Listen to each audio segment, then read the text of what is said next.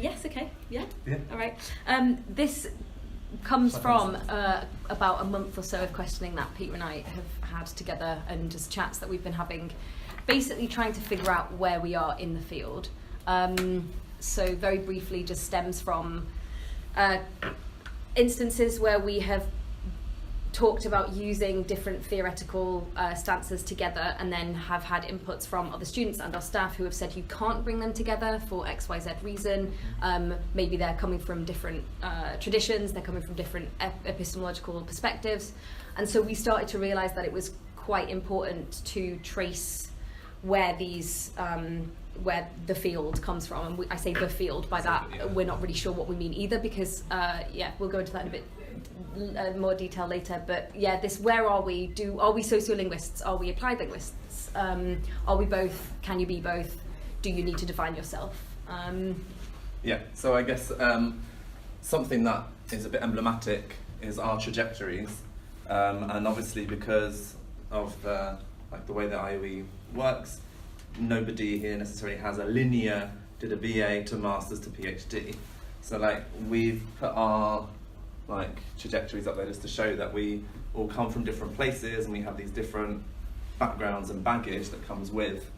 So then that means that we arrive here and they all kind of fall apart, and we're not sure what bits of what comes together and then where we sit. So basically what Katie was saying, how are we situating ourselves within kind of these broad fields, disciplines, areas, or whatever. So that's kind of how we got to the text that we circulated around, which gives a bit of a history. But we did a bit of pre-history as well, because that text starts from Gompers and Delheims, right? So this is based on the Sage Handbook of Sociolinguistics, which in itself is an enigma because it cites loads of people that I would never cite or have never heard of. So they kind of put the origin of sociolinguistics at the Linguistic Institute of Bloomington in 1964. So they say that it's this convergence of linguists and sociologists that come together as a kind of working group. And it's this is oversimplified, but this is kind of how it's set out in this handbook, but it's kind of useful to understand. So then within that we identify kind of these different lines. Continue. Okay.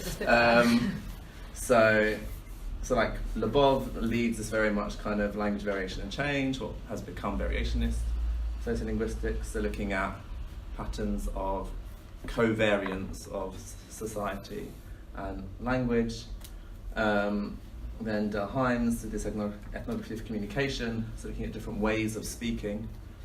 Gompers is kind of that interactional sociolinguistic stream, so how people do things with language. So they work quite closely together, so we put them in the same colour. And then Ferguson and Fishman.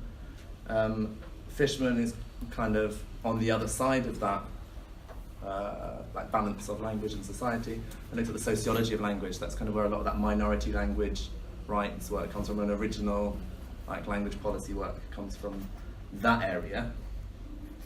So we kind of, and these other ones are people we don't know enough about, or more things we would like to know.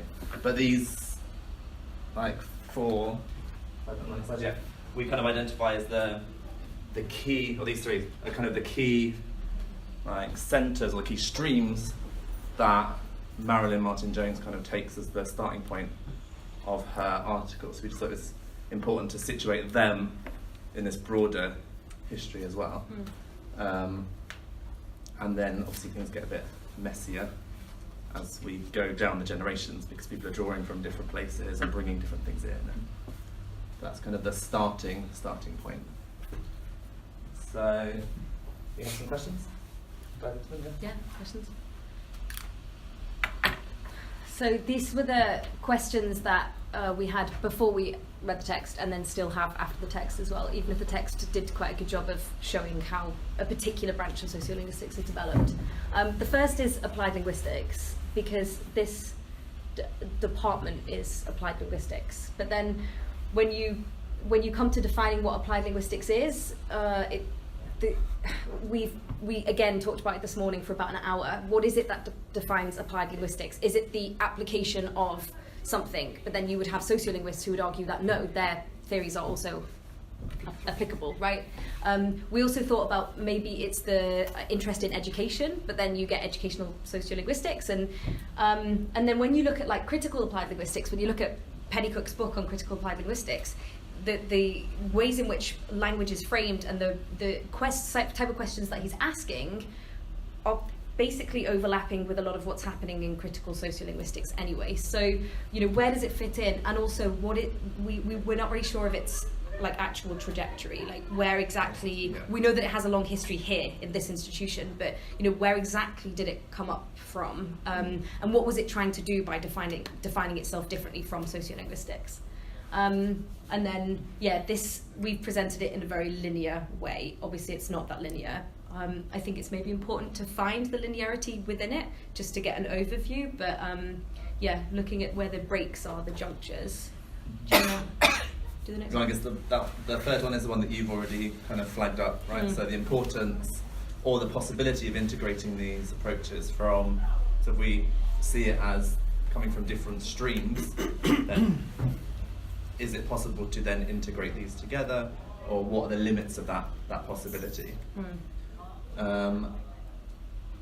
And then does this type of genealogy, like looking at identifying these streams, does that rely on knowing our supervisors and the institution's own genealogy? So that again is speaking to what Katie just kind of flagged up, that here at the IOE there's a history of applied linguistics, but then you've got kind of these key actors that come with their own streams and they're drawing on these own places, which makes what we do here kind of specific. When I think about research agendas. And then this has kind of occupied Peter and I for the last month. We're starting to worry that maybe we've spent a bit too much time thinking about this. But we do think it's important, but maybe how important is it? And we've also discussed how different researchers give different amounts of importance to this. So some people might argue that this is like absolutely foundational and you must know where everything comes from. Others might say it's less important, provided when you're working with theories, you are justifying them. So again, that might be like a bit of a subjective issue. Do you want to take the next one? That was yours. Yeah, so and then thinking about those different lines, like the different weighting that's given to like the linguistic and the social. So, and that's in Marilyn Martin-Jones's reading on page 3. She talks about using language to understand society, or using society to understand language. So ultimately, what theory are we building? Are we building a linguistic theory that's talking about language, or are we building a social theory that's talking about society, or are we doing a sociolinguistic theory which is building theory for both of these things together? So like that's what's the positionality within that kind of ecology.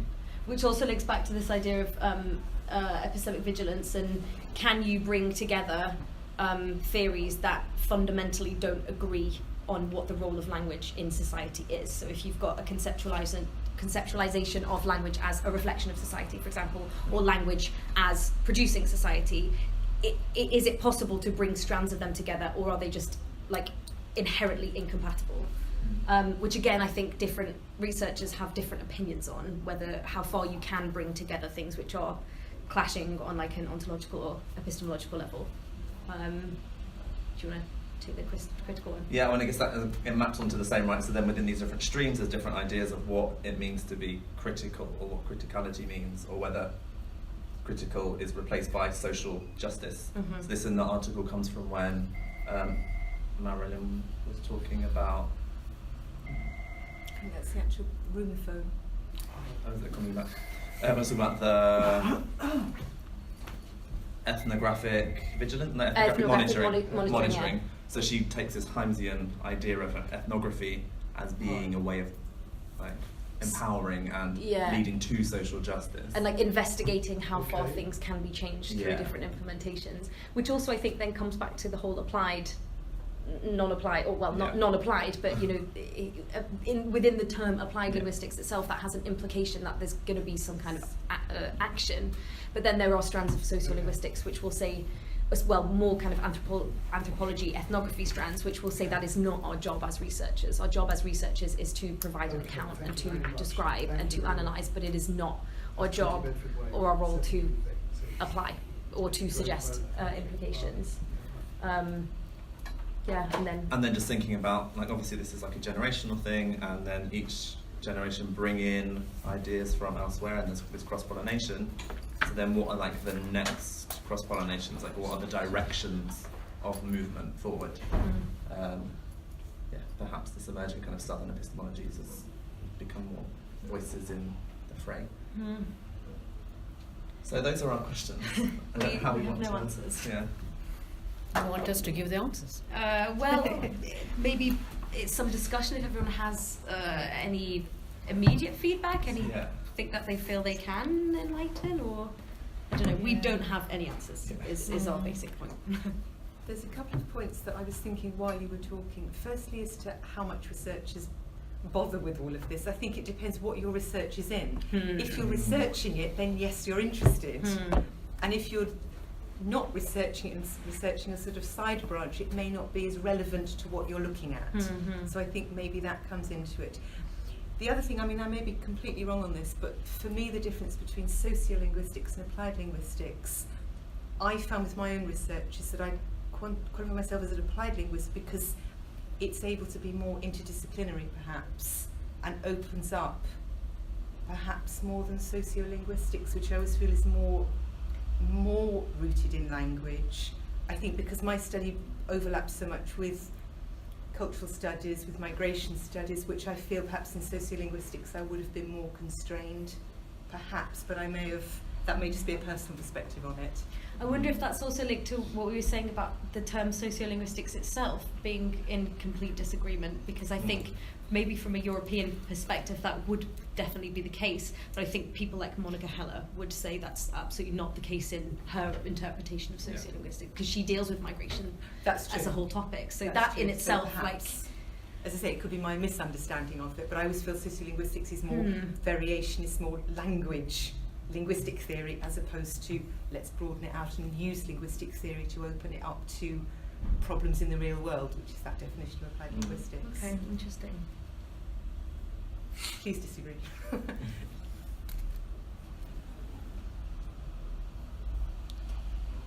How important do you find needing to answer all these questions important to your own research?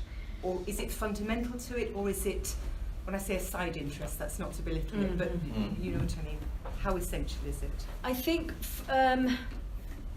we've taken this as to be quite important recently. I think for a couple of reasons. One, because, to just be very kind of practical about it, we all want to get a job afterwards, and you need to be thinking about where you want to get a job. And if you kind of are not sure where you want to be at the end and the conversations you want to be contributing to, then you might end up not setting yourself up in the best way possible to be a potential candidate for somewhere. So I think there's, on a practical level, where do I want to be, what sort of department do I want to be in, who do I want to be speaking to?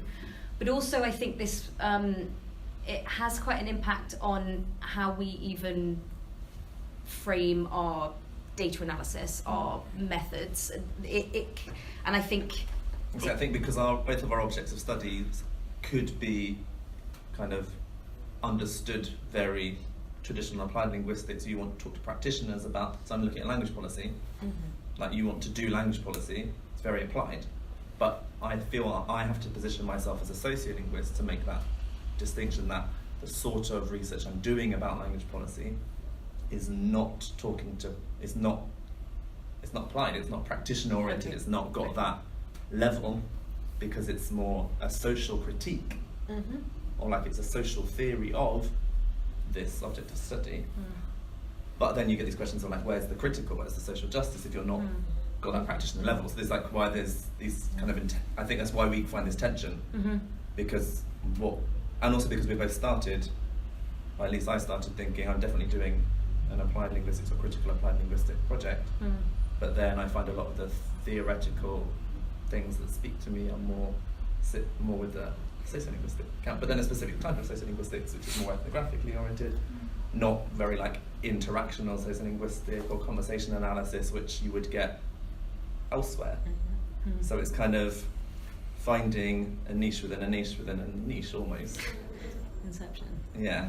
I think it's also important for even just understanding the way that different terms are used. So even if we take ourselves out of it and we're not asking anymore where are we, I think to understand where what you're reading comes from is like you take the terms ideology and discourse, right? Which you read something by Irvine and Gull and they talk about language ideology. They're working on an assumption of ideology which might be different from what somebody else is using, right? And they might explain, and they do in one of the papers I read recently, that they're not working on a Marxist understanding of ideology, but that still doesn't mean that their interpretation of ideology is the same as somebody from here who's writing about ideology. So I think when you get an understanding of where somebody is in the field, it helps you say, okay, this person has said discourse, I know what they mean by that. And when this person says discourse, they're not talking about discourse in the same way as this person. And without understanding where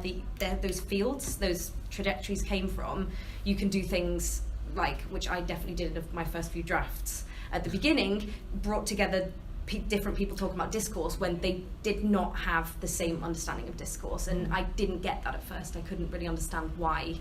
Like he said discourse, she said discourse, it's the same thing, and it's not. But the whole ideology discourse debate is a whole other kettle of complicated fish. I had a similar experience as well. It has taken me a year actually to place myself where I am at the moment. I'm still not sure whether I'm in the right place, because I started off as an applied linguist because I had an applied linguistics background as a teacher and as a student of applied linguistics. And I thought I was researching in applied linguistics. But within a few months, I realized I was doing social linguistics. And so I had to ask myself, oh, well, what is that?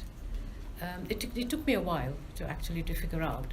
And I know they are overlapping, applied linguistics and social linguistics.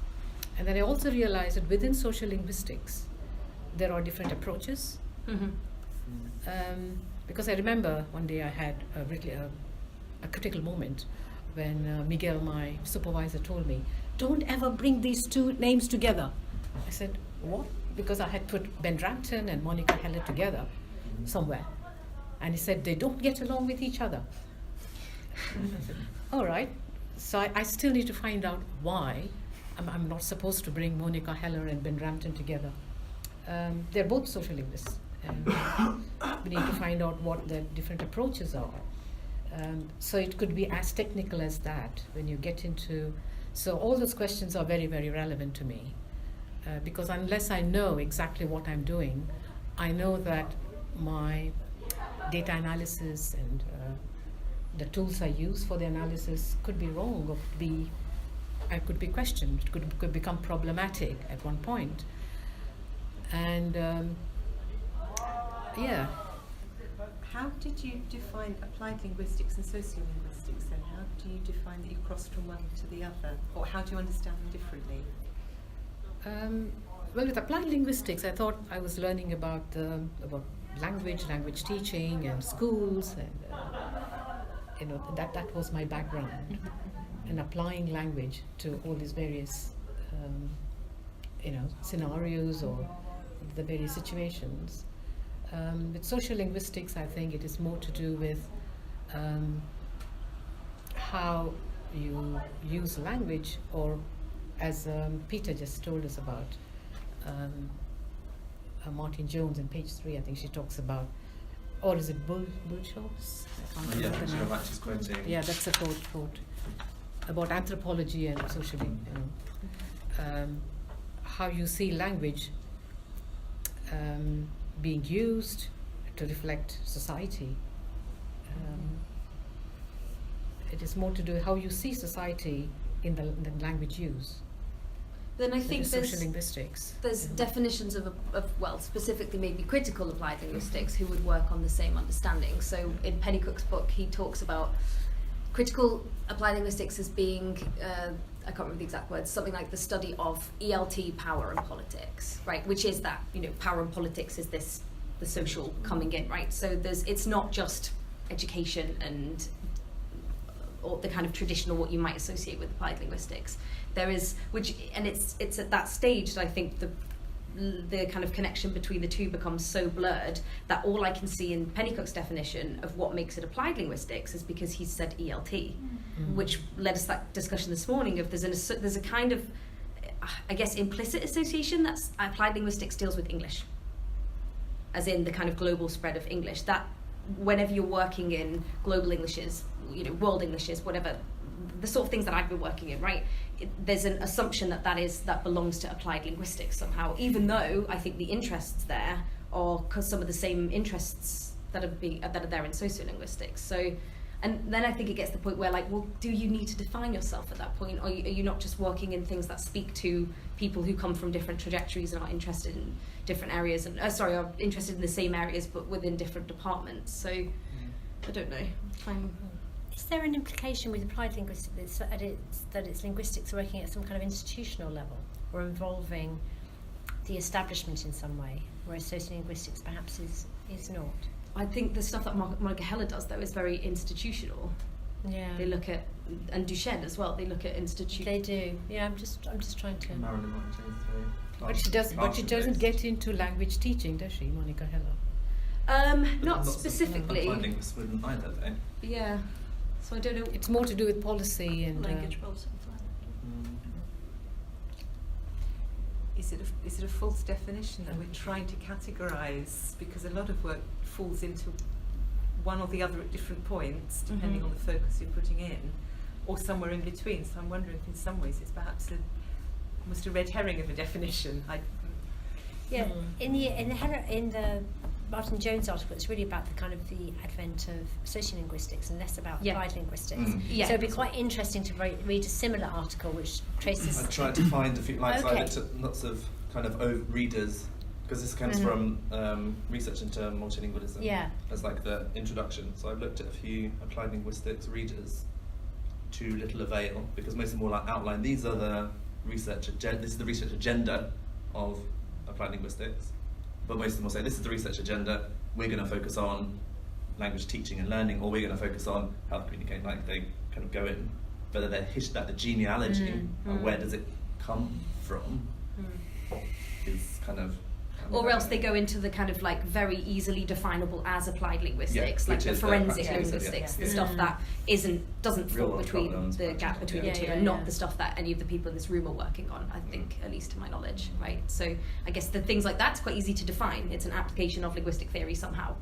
But where this sort of research falls, Maybe sociolinguistics a bigger umbrella, and all these things come within it. Because I've seen even within sociolinguistic analysis of language teaching in classrooms. But then I think that would always want to be generating social theory, whereas applied linguistics doesn't necessarily generate social theory and linguistic theory. It sometimes generates psychological theory or pedagogic didactic theory. So it's like it sits at the confluence of different like theoretical like lines, maybe. Yeah, at one time I also had a question about sociolinguistics being used as an area of inquiry and sociolinguistics being used as an analytical tool. Or, because I know that it could be used just as an analytical tool in order to work on social theory, for example, in your infrastructure. So it's social theory, but then you use social linguistics just as a tool to analyze the semiotic processes that are going on there. So it could be an analytical tool. But there are social linguistic approaches where it's been used as an area of inquiry, where some work has been taken forward in the technical social linguistic field. You know what I mean? Looking at all the nuances of language use in society. do you mean the In order to difference study between it. what you take as your research object and then how you analyse that? Yeah. So, Mm. okay, that's an important What you were distinction saying that we've about- been talking about as well. Like, where is the sociolinguistics or applied linguistics part of the research? Is it in the object? Right. So I'm looking at English in India, right? It's very clearly my research object, but then when it comes to the analysis, you can do that in a whole variety of ways. You could get very interactional analysis. Exactly, interactional sociolinguistics.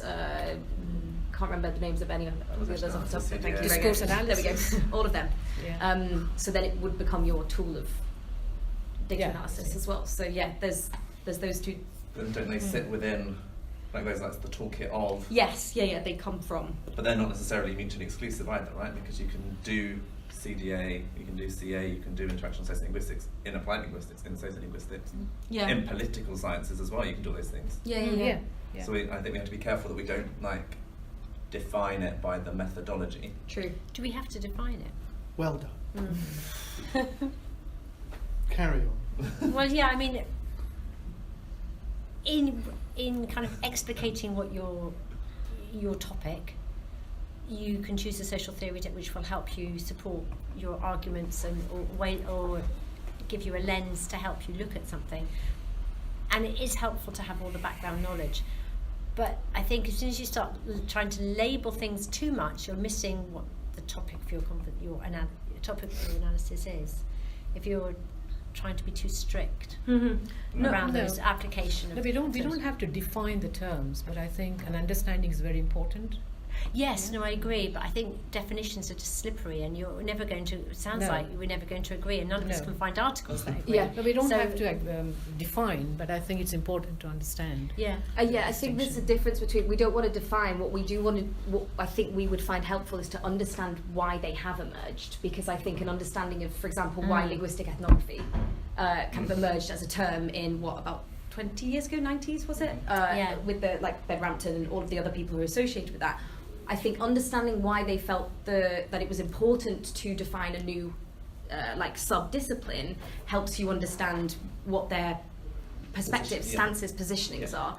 And I think, or at least what they were trying to do with that, and then that's just one example, right? But of all the different ones. And for me, that helps me better understand the research methods decisions that they make, the data analysis decisions they make. But I think when you come back to what you were saying about strategy, I think at some point all those scholars have been strategists in that if they can create a new definition, then they've created a new package of way to sell themselves, and they're taken up in different areas with different degrees of success. Yeah, to some extent. Yeah. Which is also, I think, another thing that we haven't pointed out here, but the kind of the personal, human, political connections that are involved in all of these things. So things that emerge, and I'm not that one example is just an example, but you know, the people who can't be cited together because of personal political reasons, people who won't work together, people who have personal histories together, right? And how that affects. And I guess maybe we've given the wrong impression. We're not trying to define these. I think we're just trying to figure out. Trying to understand. Get a hold of the mess a little bit. Yeah. Because when you're using the word social linguistics, you need to know why you're using it. In your methodology chapter, for example, I think it's important to understand. You might need to know why you're choosing to use X's definition of it rather than Y's definition of it. And to understand kind of where you situate within a broader, and because that's something that strikes me, that even like we're talking about sociolinguistics, you go to King's, something that Ash was talking about, they do sociolinguistics, very different. It's like the same agenda, but it's different ways of doing almost, or like It's the a Black very Religion Creeds kind of data-based. school is very different again, and there's like all these different sub parts of. So I think it's a lot about being able to position yourself within the bigger discussions and just knowing that there is coherence in where you're positioning yourself and where you're drawing things from, irrespective of what you're calling it, perhaps. I'm not sure. Firstly, I'm not sure you actually have to define at any point whether you're a sociolinguist or an applied linguist. I think situating yourself in the field on who you're drawing with and how that sits together is probably, I say, as far as you need to go. I mean, obviously with the background, I don't think at any point you have to put your hand up and go, I'm sociolinguist, I'm applied linguistic. The other thing is, I'm just thinking, all of this answers your second question. Is it really this linear and easy? Obviously not. Yeah. So I think it's just that responsibility to say where you're, as you said, for whatever reason, whether it's pragmatic, whether it's epistemological, ontological, where you're situating what you're doing. And as you say, have some sense of where that's coming from to see what sits together But that's not to say you can't perhaps draw from something else unless it's completely epistemologically at odds with what you're putting forward. I mean, it's not quite as basic as saying you're either positivist or post-structuralist, but that sort of thing. There are certain things that just simply don't sit together. Yeah. But I think there's an awful lot of scope for negotiation of that. And I think if we define things too rigidly, then it makes you unable to perhaps draw on things that people haven't thought of doing before and put different types of analysis together. I mean, the only reason I'm thinking is because I did a Gur-Gedenian analysis, but I also drew on some CDA as well. I wouldn't say I fully subscribed to CDA in what I was doing, but it helped for certain parts of analysis. So I think if I defined what I was doing too narrowly, I wouldn't have been able to have that scope that covered what I needed it to cover. I think you were right in saying you have to define what your focus is, what your project is, and what will serve that best, sitting within a broader framework. Obviously. Makes sense. What do you mean by certain epistemologies, and how do you think it complicates the question? That was yours. That was just as potential kind of next cross-pollination, so like the next generation of like, where are we going to get these new things from? I think we can start to see there's kind of a move towards what's called like southern epistemologies, or like alternative like epistemologies coming into the mainstream. So then that so this genealogy, which is obviously not less linear, then that brings in, because these don't come from nowhere, so they're going to have their own stories that come in. So I think that's an interesting kind of moment. But then I suppose to an extent it's always been like this, like trickling down and intervening.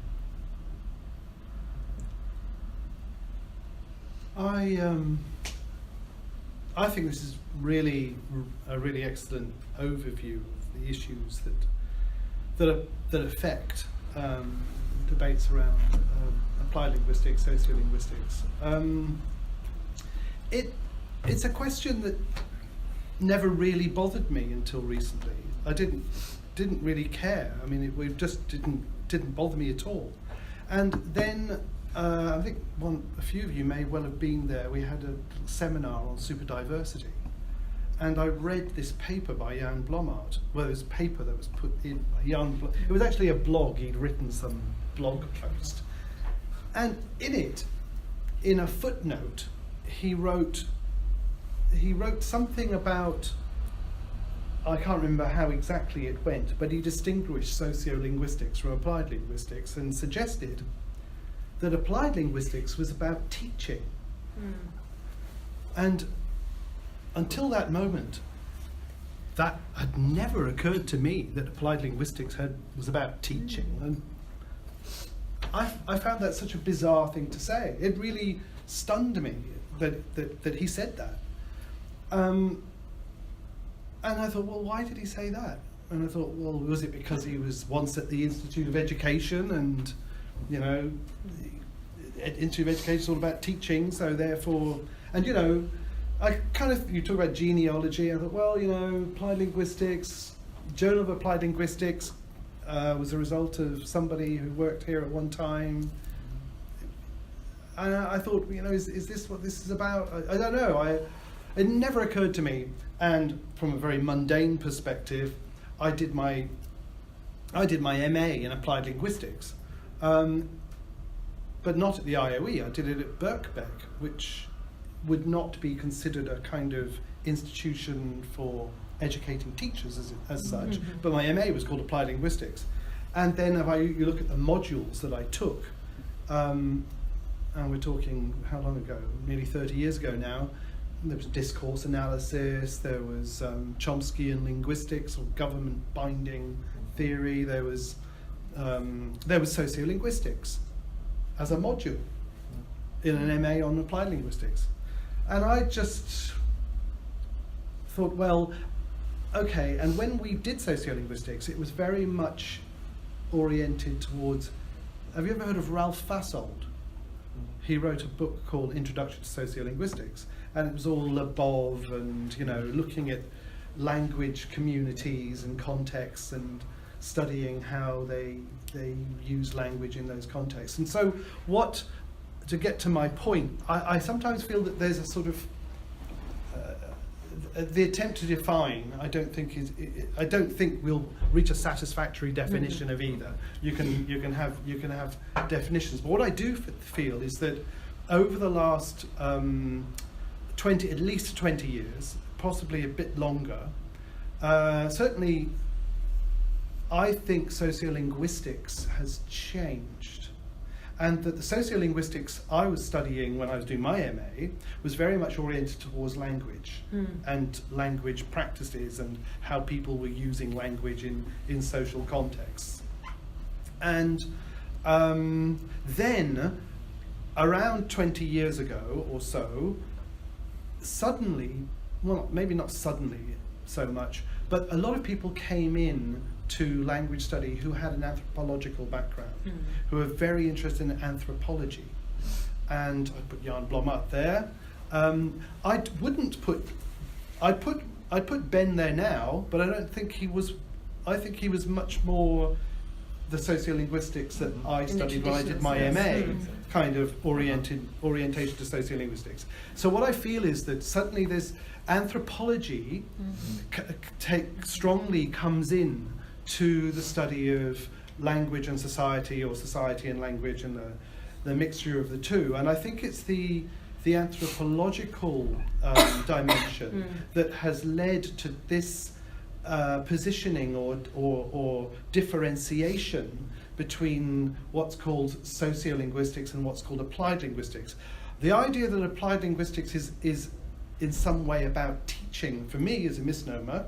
It can be about teaching, can be, but doesn't mean that just, you're doing, you must be a teacher then, or you must be interested in education. Doesn't follow at all for me, and that, as you've all mentioned many times, what people do and they call applied linguistics, you can do just as well and call sociolinguistics, and that's fine. And so, in many ways, I find it a false argument. I think it's a useful argument, but it doesn't really get you anywhere.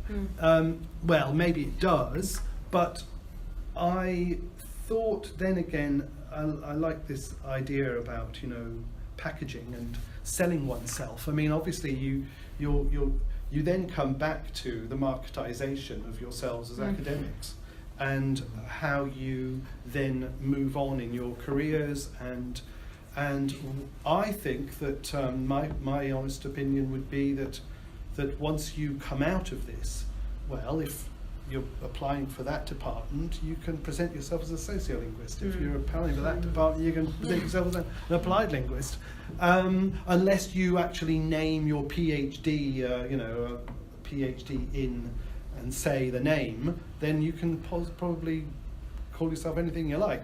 I think that it's a useful discussion, but it's one that has only come very recently to me. But I realise now that there is this strong anthropological current, and I think it's the anthropological current that is causing people who are influenced by anthropology to refer to themselves as sociolinguists.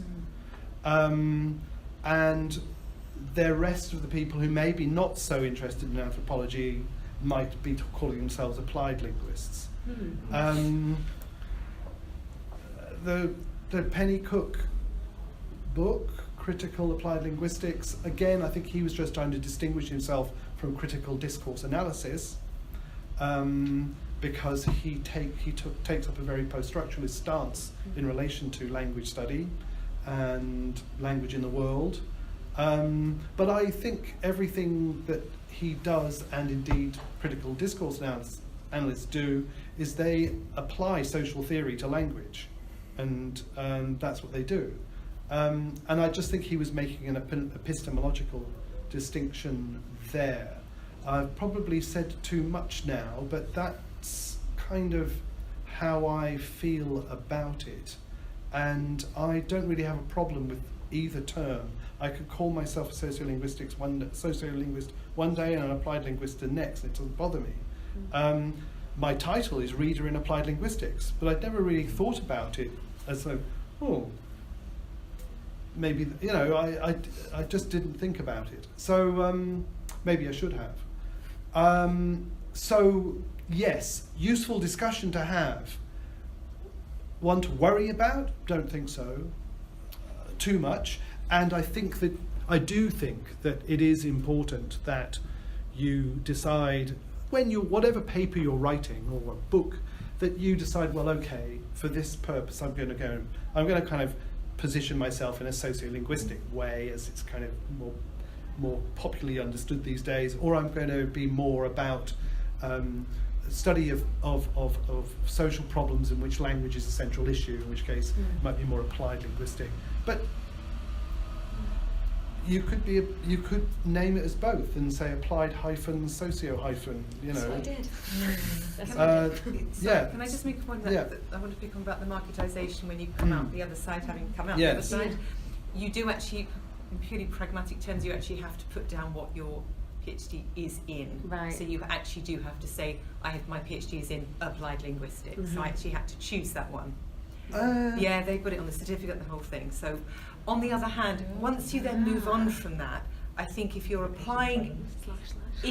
applying for things, it's basically where your area of interest fits into certain departments, right. more than whether it's an applied linguistic department or sociolinguistic department. So, for example, if I'm in identity, there are certain departments that look at identity, whether I call it sociolinguistic identity or applied linguistics identity, whereas others are more theoretical linguistics or Lebovian or whatever. So I think whether you call yourself an applied linguistic or a sociolinguistic on a written form, like saying Reader in Applied Linguistics, in a sense, doesn't have that much bearing necessarily if what you're then doing fits into something that could be then marketed either way. Yeah, like your research interests. Exactly. I mean, identity could fall into either of those. The fact that the broad umbrella term was applied linguistics wouldn't necessarily, I would think, stand in the way of anything else that then came afterwards.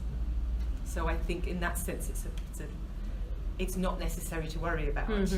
And then it's a question of saying, does my topic fit within the interests and the ideologies or whatever of a certain department, rather than is it called a department of sociolinguistics or a department of applied linguistics?